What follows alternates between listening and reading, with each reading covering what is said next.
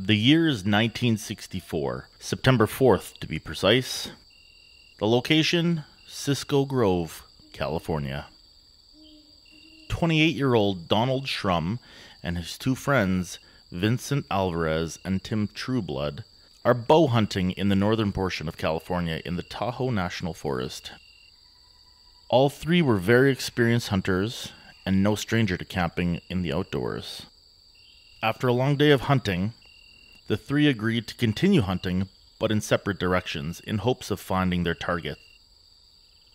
They had agreed that they would all meet up in the morning at their original campsite. As the darkness of the night closed in, Shrum decided to call it quits and settle down until sunrise. Shrum decided to strap himself up in a tree using a large army-issued belt that made up a part of his hunting attire. Shortly after strapping himself in for the night, Shrum noticed a light had appeared in the sky, and it was flying in what he said was a zigzaggy pattern through the trees at a very low altitude. Shrum thought the light was a helicopter organized by his fellow hunters, Alvarez and Trueblood, fearing that he might be missing.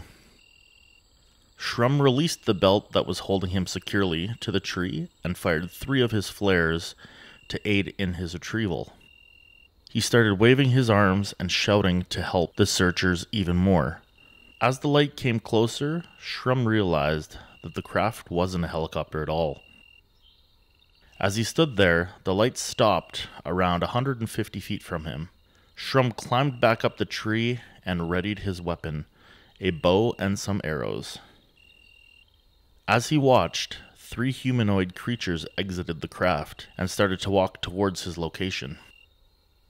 As they got closer, Shrum was able to see that, while 2 of the creatures were in fact humanoid, the third was much more robot-like. The 2 humanoid creatures approached and started to shake the tree, presumably to make Shrum fall. Shrum held on tightly, and the robotic one approached and released an acrid white smoke from its mouth. As Shrum would go on to explain, the smoke knocked him unconscious for a short time. Upon regaining consciousness, Shrum managed to shoot an arrow at the robot. Presumably it hit the robot, as there were sparks that were flying through the air. As fast as he could, he shot 2 more arrows at the trio of creepies, forcing them to back away. Before Shrum could drop down from the tree and run, a second robot appeared from the dark forest. This robot also released the white smoke, which caused Shrum to become nauseous and dizzy.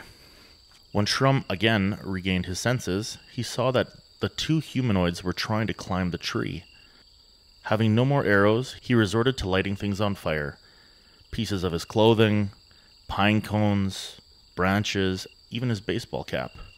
He also resorted to throwing a handful of coins. Suddenly, behind the creepies, the glowing craft shot upwards, leaving the 4 entities still trying to get Shrum. A third robot appeared and released a black smoke, and Shrum lost consciousness altogether. When he finally regained consciousness, dawn had arrived, and there were no entities to be seen. Dazed and tired, he lowered himself from the tree and made his way to the original campground, and he met up with Alvarez and Trueblood. After Shrum shared his story, they all returned to the site and found pieces of burnt clothing and his arrows, although the coins were missing. Shrum would eventually go on to inform the military of his experience. They would set up an interview with Shrum, but not on a military base. The meeting was held in an off-base building with nothing in it. The military also confiscated all of the arrows, leaving no real proof of the experience except for the bizarre story.